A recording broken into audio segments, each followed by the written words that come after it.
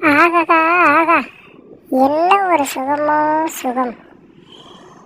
இப்படி ஒரு லேடி நமக்கு வைத்தியம் பார்க்கணும் தெரிஞ்சிருந்தா இன்னமும் காலையை உடைச்சுக்கிட்டு வந்திருக்கலாமே.